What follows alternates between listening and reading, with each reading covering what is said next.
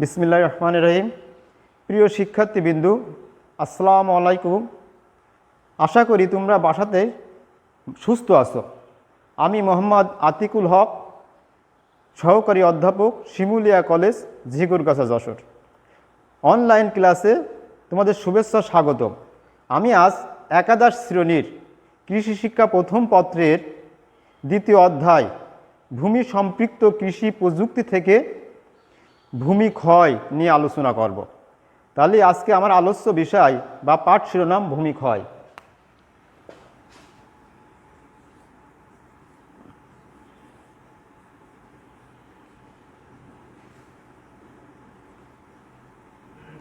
ভূমি ক্ষয়, যার ইংরেজি নাম সোয়েল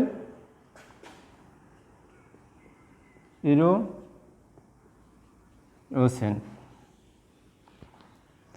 তাহলে আমার আলোচ্য বিষয় ভূমি ক্ষয়। এই ভূমি ক্ষয় থেকে আমরা যেগুলো আজকে শিখব, শিখন ফল।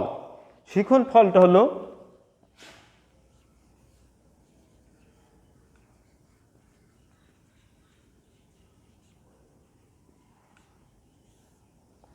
শিখন ফল। শিখন ফলটা হলো যে ভূমি ক্ষয় কি,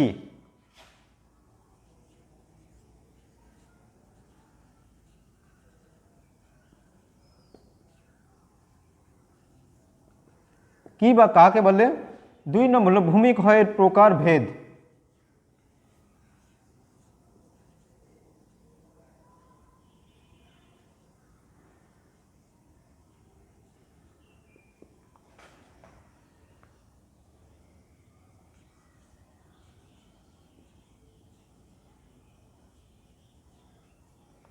প্রকার ভেদ। 3 হলো ভূমি ক্ষয়ের কারণ।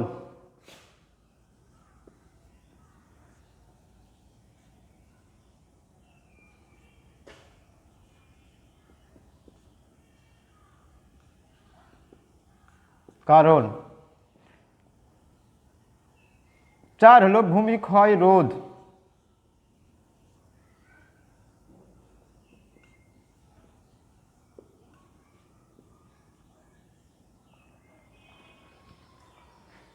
তাহলে সুপ্রিয় শিক্ষার্থীবৃন্দু, আমার আলোচ্য বিষয় ভূমি ক্ষয়। তাহলে শিখন ফল হলো ভূমি ক্ষয় কি। তাহলে ভূমি ক্ষয়ের ফলে মাটির উর্বরতা শক্তি কমে যায়, ফলে ভূমি ক্ষয় রোধ করা দরকার। ভূমি ক্ষয় একটি ভৌত প্রক্রিয়া, যে প্রক্রিয়ায় বিশেষ করে পৃথিবীর প্রাকৃতিক শক্তির কারণে, প্রাকৃতিক রাসায়নিক বিভিন্ন শক্তির কারণে মাটি এক স্থান থেকে অন্য স্থানে স্থানান্তরিত হওয়াকে ভূমি ক্ষয় বলে।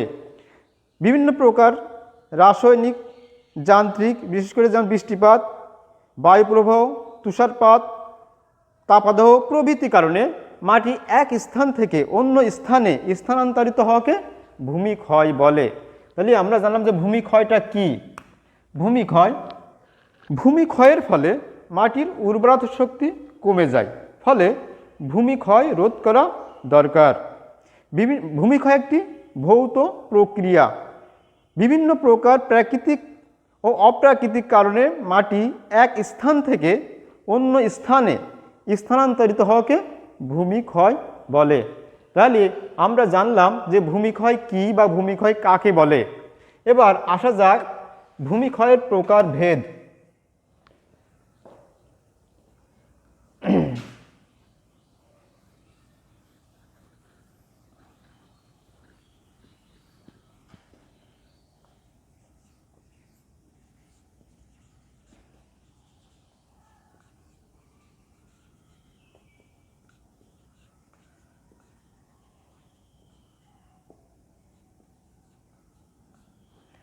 ভূমি ক্ষয়ের প্রকারভেদ। ভূমি ক্ষয় প্রধানত 2 প্রকার। একটা হলো পানিজনিত ভূমিক্ষয় আর একটা হলো বায়ুজনিত ভূমিক্ষয়। পানিজনিত ভূমিক্ষয়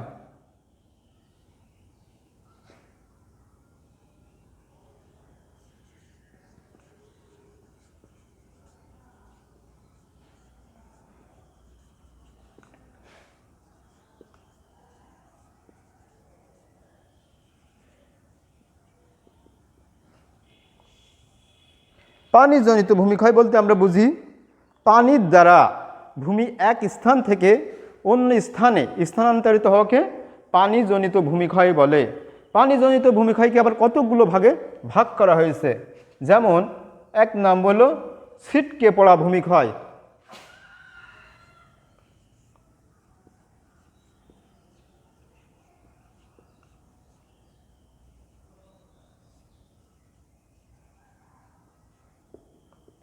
ছিটকে পড়া ভূমিক্ষয়, ছিটকে পড়া ভূমিক্ষয়টা হলো বৃষ্টির সময় বৃষ্টির ফোঁটা মাটিতে যখন পড়ে তখন মাটি এক স্থান থেকে ছিটকে অন্য স্থানে পতিত হয়।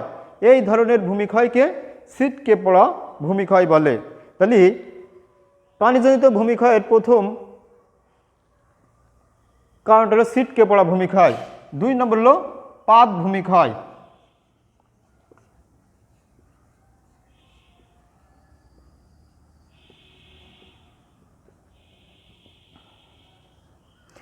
পাত ভূমিক্ষয় বিশেষ করে বৃষ্টিপাত বা বিভিন্ন প্রকার পানি ভূপৃষ্ঠের অসমতল ভূমির উপর যখন পতিত হয় তখন পানির ধারা ভূপৃষ্ঠের উপর দিয়ে নিচের দিকে ধাবিত হয়।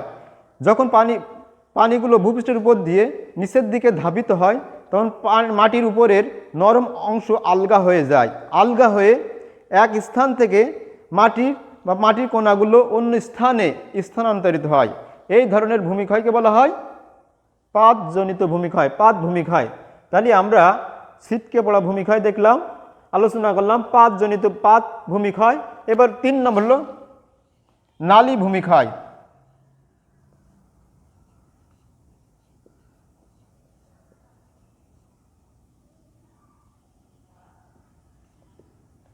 নালী ভূমিক্ষয় বৃষ্টির পানি, বন্যার পানি, যে কোনো পানি যখন ভূপৃষ্ঠের অসমতল ভূমি দিয়ে প্রবাহিত হয়, প্রবল বেগে প্রবাহিত হয় এবং এর ফলে যখন পানি যখন উচ্চ স্থান থেকে নিচু স্থানে ধাবিত হয় তখন পানির গতিবেগ বেড়ে যায়। এর ফলে পানি নালা আকারে সৃষ্টি হয়, নালা দিয়ে মাটির কণাগুলো কেটে আরও নিচের দিকে ধাবিত হয়। এই ধরনের ভূমিক্ষয়কে বলা হয় নালী ভূমিক্ষয়। তাহলে আমরা বললাম ছিটকানো ভূমিক্ষয়, পাত ভূমিক্ষয়, নালী ভূমিক্ষয়। পরের নম্বর হলো গালি ভূমিক্ষয়।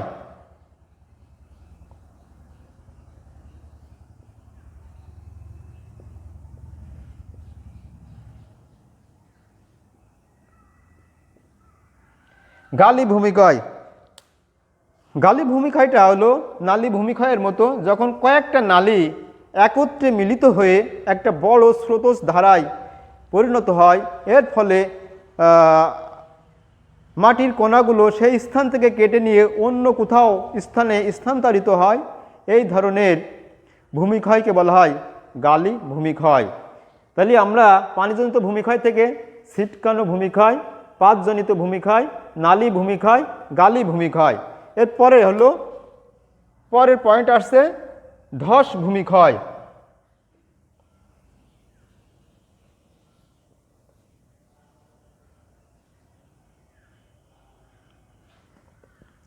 ধস ভূমিক্ষয় বিশেষ করে একাধারে যদি কয়েকদিন বৃষ্টি চলতে থাকে, বৃষ্টির অবিরাম ধারার ফলে মাটির উপরের অংশগুলো আলগা হয়ে যায়। আলগা হওয়ার ফলে কয়েকদিনের ভিতরে দেখা যায় উঁচু ঢিবি বা পাহাড় এমনিতেই ধসে পড়ে।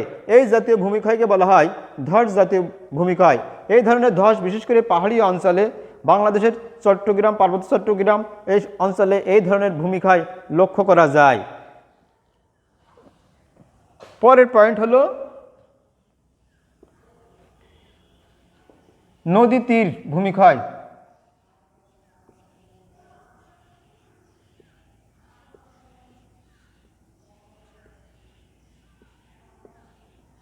নদী তীর ভূমিক্ষয় বিশেষ করে নদীর স্রোতের ফলে বা নদীর উপকূলবর্তী অঞ্চলে বন্যা বা প্লাবনের সময় নদীর উপকূলে নদীর পানি আছড়ে পড়ে।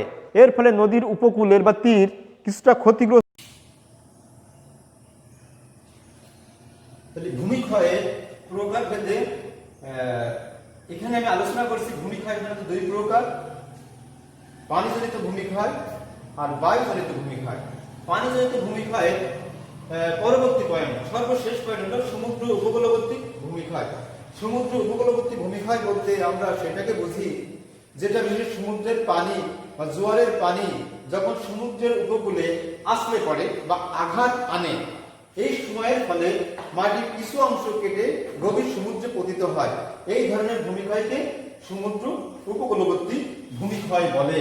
তাহলে ভূমিক্ষয়ের প্রকার ভেদে আমি দুই প্রকারের কথা উল্লেখ করেছি, বায়ুজনিত ভূমিক্ষয় আর পানিজনিত ভূমিক্ষয়। পানিজনিত ভূমিক্ষয় যে পানির দ্বারা মাটি এক স্থান থেকে অন্য স্থানে স্থানান্তরিত হওয়াকে পানিজনিত ভূমিক্ষয় বলে।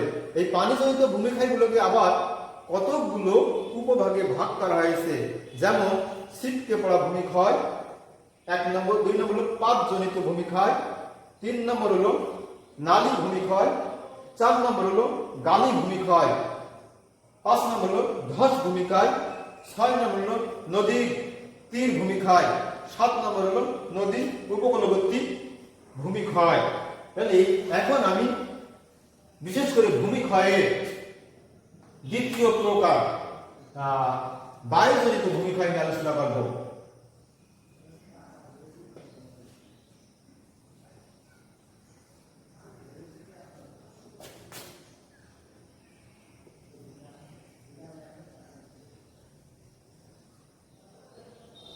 বায়ুজনিত ভূমিক্ষয় বিশেষ করে বায়ুর দ্বারা মাটি এক স্থান থেকে অন্য স্থানে স্থানান্তরিত হওয়াকে বায়ুজনিত ভূমিক্ষয় বলে। বায়ুজনিত ভূমিক্ষয়কে আবার কয়েকটা ভাগে ভাগ করা হয়েছে। 1 নম্বর হলো ছিটকানো ভূমিক্ষয়, না 1 নম্বর হলো গড়ানো ভূমিক্ষয়।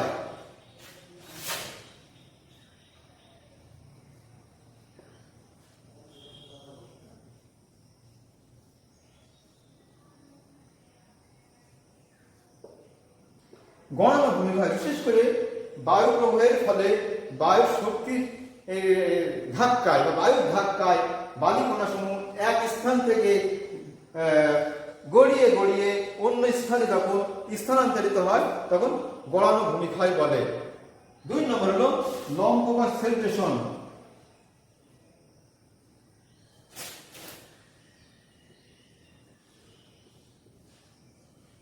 সেলটেশন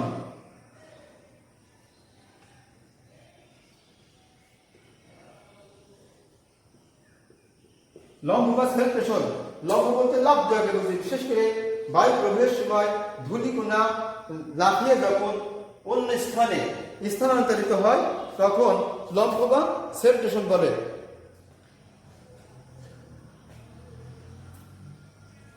3 নম্বর হলো ধূলিঝড়।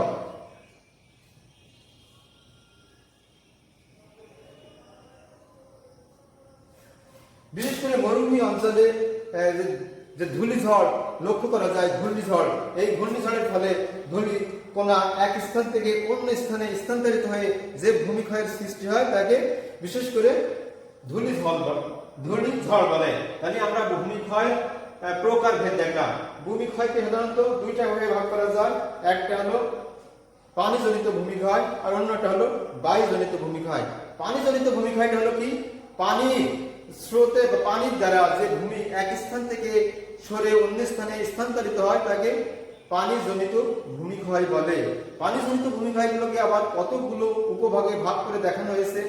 একটা যেমন ছিটকে পড়া ভূমিক্ষয়, 2 নম্বর হলো পাত ভূমিক্ষয়, 3 নম্বর হলো নালী ভূমিক্ষয়, 4 নম্বর হলো গালি ভূমিক্ষয়, 5 নম্বর হলো ধস ভূমিক্ষয়, 6 নম্বর হলো নদী তীর ভূমিক্ষয়, 7 নম্বর হলো সমুদ্র উপকূলবর্তী ভূমিক্ষয়। এবং বায়ুজনিত ভূমিক্ষয়কে আবার বায়ুজনিত ভূমিক্ষয় বিশেষ করে বায়ুর দ্বারা ভূমি এক স্থান থেকে অন্য স্থানে স্থানান্তরিত হওয়াকে বায়ুজনিত ভূমিক্ষয় বলে। এই বায়ুজনিত ভূমিক্ষয়কে আবার কতগুলো ভাগে ভাগ করে দেখানো হয়েছে। 1 নম্বর হলো গড়ানো ভূমিক্ষয়, যে বায়ুর দ্বারা মাটি এক স্থান থেকে গড়িয়ে গড়িয়ে অন্য স্থানে স্থানান্তরিত হওয়াকে বায়ুজনিত ভূমিক্ষয় বলে। 2 নম্বর লম্ব বা সেলটেশন, বিশেষ করে বায়ুর আঘাতে ধূলিকণা এক স্থান থেকে অন্য স্থানে লাফিয়ে পড়ে, একে বলা হচ্ছে লম্ফবাদ সেন্ট্রেশন। আর ধূলিঝড় বিশেষ করে মরুভূমিতে যে সমস্ত অঞ্চলে বিস্তীর্ণ ফাঁকা জায়গা, মরুভূমি, বালুময় স্থান, এখানে ধূলিঝড়ের ফলে ধূলিকণা এক স্থান থেকে অন্য স্থানে স্থানান্তরিত হয়ে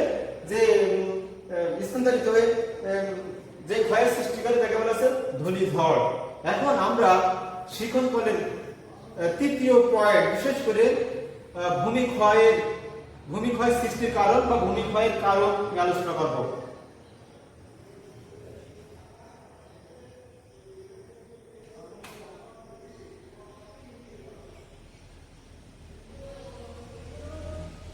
ভূমিক্ষয়ের কারণ, ভূমিটা সাধারণত দুই ভাবে হয়ে থাকে। একটা হলো প্রাকৃতিক কারণ,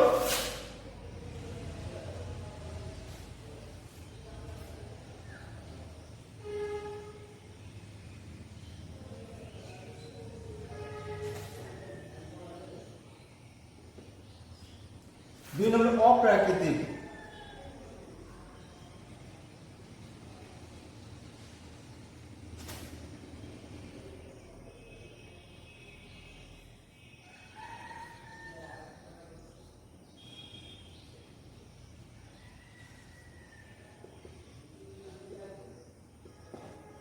প্রাকৃতিক কারণ, অপ্রাকৃতিক বা কৃত্রিম কারণ।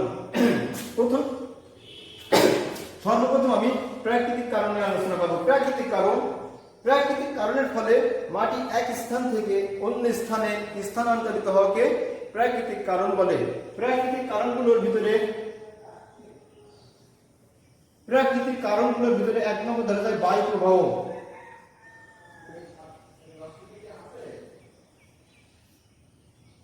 বায়ু প্রবাহের কারণে মাটি বিশেষ করে এক স্থান থেকে অন্য স্থানে সরে যাওয়া বা স্থানান্তরিত হয়, এর ফলে ভূমিক্ষয়ের সৃষ্টি হয়। দুই নম্বর হলো বৃষ্টিপাত।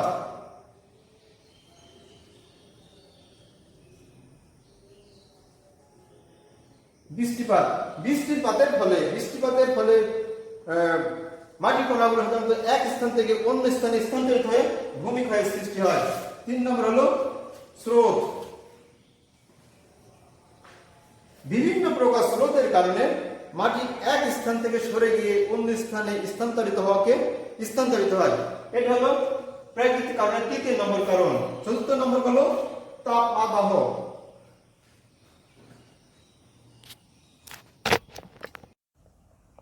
তাপদাহ। বিশেষ করে প্রচণ্ড তাপের ফলে যখন মাটির কণাগুলো ফেটে যায় ওই কণাগুলো এক স্থান থেকে সরে গিয়ে অন্য স্থানে পড়ে, এটা ভূমিক্ষয় সৃষ্টি হয়। তাহলে প্রাকৃতিক কারণগুলোর ভিতরে আমরা কতগুলো উপকরণগুলো দেখতে পেলাম, যে প্রাকৃতিক কারণটা কি প্রাকৃতিকভাবে মাটি এক স্থান থেকে অন্য স্থানে সরে যায়। এর ভিতরে কতগুলো উপকরণ আছে, যেমন বায়ু প্রবাহ, বৃষ্টিপাত, স্রোত, তাপদাহ বা তাপমাত্রা। এবার আসা যাক অপ্রাকৃতিক কারণ।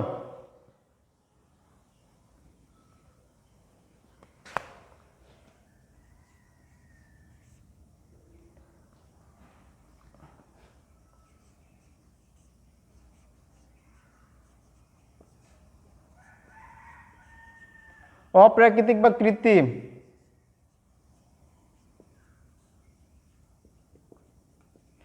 এখানে আমরা অপ্রাকৃতিক বা কৃত্রিম বলতে আমরা সেটা বুঝি যেটা কোনো প্রকৃতির ছোঁয়া না, মানুষের দ্বারা সৃষ্টি হয়, সেটাকে বলা হচ্ছে অপ্রাকৃতিক বা কৃত্রিম।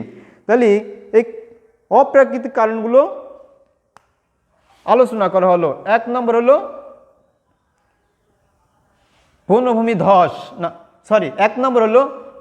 বনভূমি ধ্বংস বা উজাড়।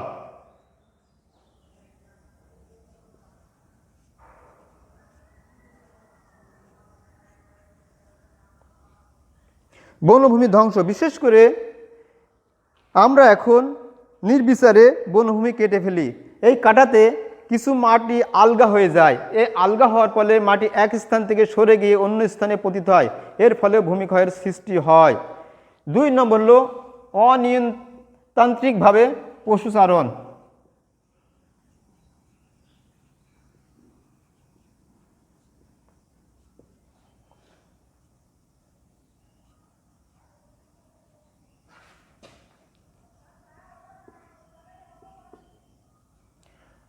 অনিয়মতান্ত্রিকভাবে পশুচারণ, বিশেষ করে আমরা যখন গৃহপালিত পশু গরু, ছাগল, ঘোড়া, উট, মহিষ অনিয়মতান্ত্রিকভাবে মাঠঘাটে চারণ করি, তখন এদের পায়ের আঘাতে মাটি আলগা হয়ে যায়। আলগা হয়ে মাটি এক স্থান থেকে অন্য স্থানে স্থানান্তরিত হয়ে মাটি ক্ষয় সৃষ্টি করে। 3 নম্বর হলো জুম চাষ। বিশেষ করে পাহাড়ি অঞ্চলে উপজাতিরা এক ধরনের চাষ করে যাকে জুম চাষ বলা হয়, পাহাড় কেটে। এই পাহাড় কেটে জুম চাষ করার ফলে ওই অঞ্চলের মাটিগুলো আলগা হয়ে যায়, আলগা হয়ে ভূমিক্ষয়ের সৃষ্টি করে। পরের পয়েন্ট,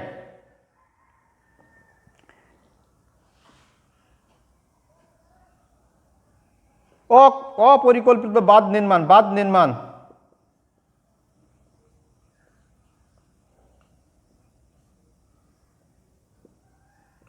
বিশেষ করে পরিকল্পনাবিহীন যদি বাঁধ নির্মাণ করা হয় তাহলে এর ফলেও মাটি আলগা হয়ে যায়, আলগা হয়ে ভূমিক্ষয়ের সৃষ্টি করে। পাহাড় কেটে রাস্তা নির্মাণ। পরের পয়েন্ট,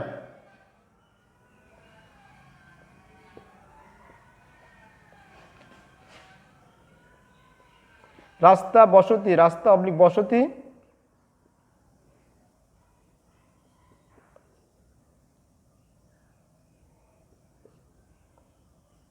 বিশেষ করে আমরা পাহাড়ি অঞ্চলে যত্রতত্র পাহাড় কেটে রাস্তাঘাট তৈরি, বসতি নির্মাণ করা হয়। এর ফলে ওই সমস্ত অঞ্চলের মাটি আলগা হয়ে যায়, সামান্য বৃষ্টিতে পাহাড়গুলো ধসে পড়ে ভূমিক্ষয়ের সৃষ্টি করে।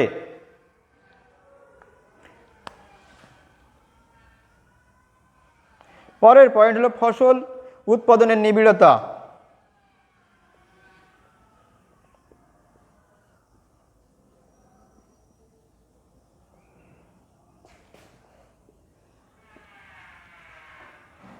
ফসল উৎপাদনের নিবিড়তা বিশেষ করে কৃষিপ্রধান বাংলাদেশ, আমরা যখন জমিতে বারবার বিভিন্ন ফসল বা একই ফসল চাষ করতে থাকি তখন জমির মাটি আলগা হয়ে যায়। আলগা হওয়ার ফলে একটু বৃষ্টিপাত বা বায়ু প্রবাহের ফলে মাটি সেই স্থান থেকে কেটে নিয়ে অন্য স্থানে পড়ে, সুতরাং এইভাবে ভূমিক্ষয়ের সৃষ্টি হয়। তাহলে ভূমিক্ষয়ের কারণকে প্রধানত দুইটি ভাগে ভাগ করা যায়, প্রাকৃতিক কারণ আর অপ্রাকৃতিক বা কৃত্রিম কারণ। প্রাকৃতিক কারণগুলোর ভিতরে এখানে দেখানো হয়েছে যে বৃষ্টিপাত, বায়ুপ্রবাহ, স্রোত, তাপমাত্রা বা তাপদাহ। অপ্রাকৃতিক কারণের ভিতরে বিশেষ করে বনভূমি ধ্বংস, অনিয়মতান্ত্রিকভাবে পশুচারণ, জুম চাষ, বাঁধ নির্মাণ, পাহাড় কেটে রাস্তা বা বসতি স্থাপন বা নির্মাণ, ফসল উৎপাদনের নিবিড়তা ইত্যাদি। তাহলে আমরা এখন নেক্সট পয়েন্ট, বিশেষ করে ভূমিক্ষয় রোধ একটু আলোচনা করা যাক। ভূমিক্ষয় রোধ।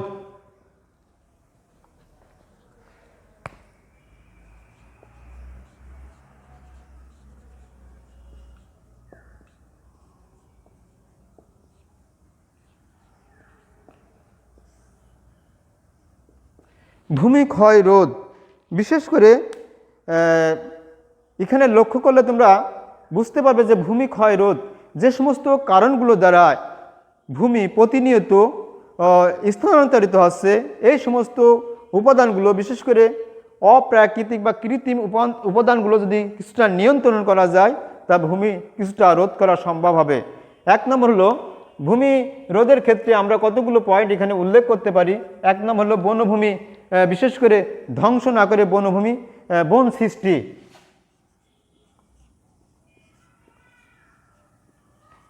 করা। বন সৃষ্টি করা বা বনভূমি সৃষ্টি করা। বিশেষ করে কোনো একটা দেশের মোট আয়তনের 25% বনভূমি থাকা আবশ্যক, সেই তুলনায় আমাদের দেশে আছে মাত্র 14 পয়েন্ট সামথিং। কিন্তু এই দিকটা বিবেচনা করে যদি আমরা বনভূমি উজাড় না করে বনভূমি সৃষ্টি করি তাহলে ভূমিক্ষয় রোধ করা সম্ভব হবে। 2 নম্বর হলো জমির আইল উঁচু করা।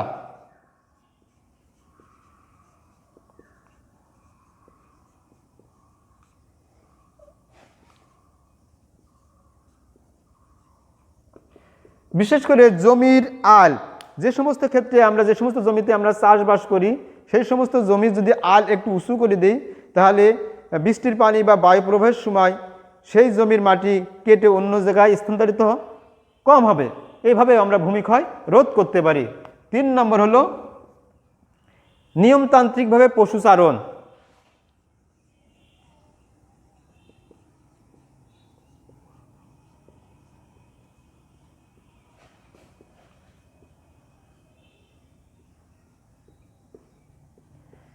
বিশেষ করে আমরা যখন গৃহপালিত পশু যত্রতত্র চারণ না করে নিয়মতান্ত্রিকের ভিতরে বা নিয়ম নীতির ভিতরে যদি খামারের ভিতরে চাষ করা যায় তাহলে ভূমিক্ষয় কিছুটা রোধ করা সম্ভব হবে। পরের প্রশ্ন হলো জৈব সার ব্যবহার।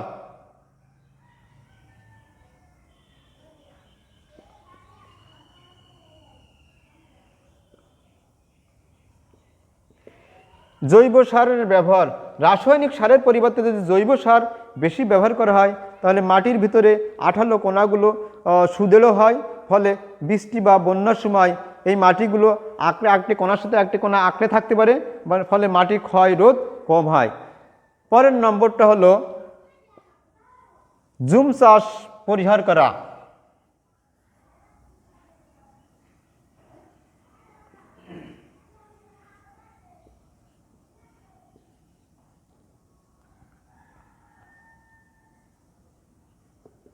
বিশেষ করে পাহাড়ি অঞ্চলে যত্রতত্র যেখানে পাহাড় কেটে জুম চাষ করা হয়, উপজাতিরা জুম চাষ করে, এই ব্যাপারটা বিশেষ করে সরকারি পর্যায়ে লক্ষ্য রাখতে হবে বা খেয়াল রাখতে হবে যাতে যত্রতত্র পাহাড় না কেটে পাহাড় কেটে জুম চাষ করা না হয়। এর থেকে আমরা বিশেষ করে ভূমিক্ষয়ের কিছুটা রোধ করতে পারবো। পরের পয়েন্ট হলো পরিকল্পনা করে রাস্তা নির্মাণ বা বাঁধ নির্মাণ।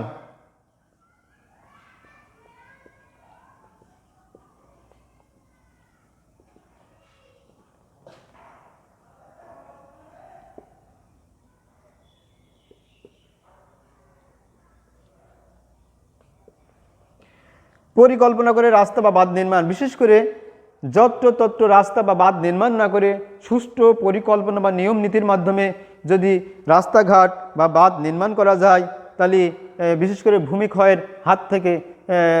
থেকে কিছুটা রোধ করা সম্ভব হবে। তাহলে বিশেষ করে ভূমিক্ষয়ের কারণগুলো ব্ল্যাকবোর্ডে লিখে দেখানো হলো। তোমরা যদি আমার এই আলোচনা বিষয়টা যদি খেয়াল করো তাহলে ভূমিক্ষয় সম্পর্কে একটি সম্যক ধারণা পাবে। তাহলে আজকে আমার আলোচ্য বিষয় ছিল যে ভূমিক্ষয় কি। আমি তো আমার আলোচনায় প্রথমে বলেছি যে ভূমিক্ষয়ের ফলে কি হয়, মাটির উর্বরতা শক্তি কমে যায়, যার ফলে ভূমিক্ষয়টা রোধ করা দরকার। তাহলে ভূমিক্ষয়টা হলো এই যে মাটি এক স্থান থেকে বিভিন্ন কারণে হতে পারে, মাটি এক স্থান থেকে অন্য স্থানে স্থানান্তরিত হওয়াকে ভূমিক্ষয় বলে। ভূমিক্ষয়ের প্রকার ভেদে দেখাইছে যে ভূমিক্ষয় সাধারণত 2 প্রকার। এক নম্বর হলো পানিজনিত ভূমিক্ষয়, অপরটা হলো বায়ুজনিত ভূমিক্ষয়। পানিজনিত ভূমিক্ষয়টা হলো কি, যে পানির দ্বারা মাটি তাড়িত হয়ে এক স্থান থেকে অন্য স্থানে স্থানান্তরিত হওয়াকে পানিজনিত ভূমিক্ষয় বলে। পানিজনিত ভূমিক্ষয়ের আবার কতগুলো উপভাগ ছিল, যেমন 1 নম্বর ছিল যে ছিটকে পড়া ভূমিক্ষয়, 2 নম্বর ছিল পাত ভূমিক্ষয়, 3 নম্বর ছিল নালী ভূমিক্ষয়, 4 নম্বর ছিল গালি ভূমিক্ষয়, 5 নম্বর ছিল ধস ভূমিক্ষয়, 6 নম্বর ছিল নদীর তীর ভূমিক্ষয়, 7 নম্বর ছিল সমুদ্র উপকূলবর্তী ভূমিক্ষয়।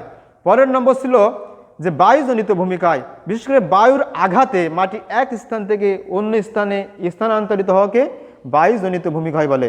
বায়ুজনিত ভূমিক্ষয়ের ভিতরে আমি কতগুলো উপভাগ দেখাইছিলাম, যেমন গড়ানো ভূমিক্ষয়, 2 নম্বর লম্ফ বা সেলটেশন ভূমিক্ষয়, 3 নম্বর ধূলি ঝড়।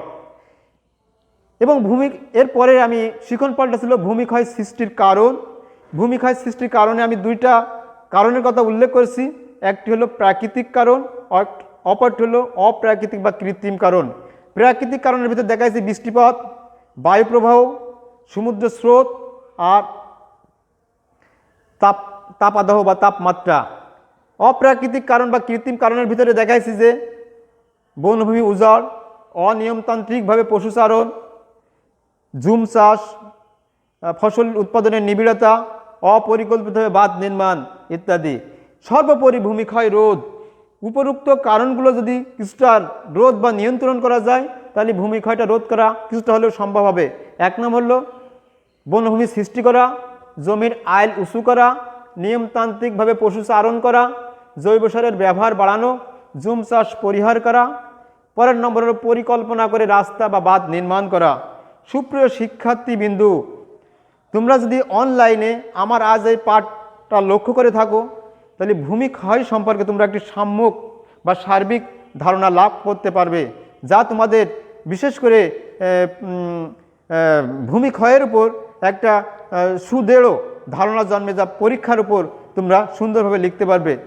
আমি আজকে আবার তোমাদের সুস্বাস্থ্য দীর্ঘায়ু কামনা করে আগামী ক্লাসগুলো দেখার জন্যে আমন্ত্রণ জানিয়ে আজকে এখানে আমি আমার ক্লাস শেষ করছি। আল্লাহ হাফেজ।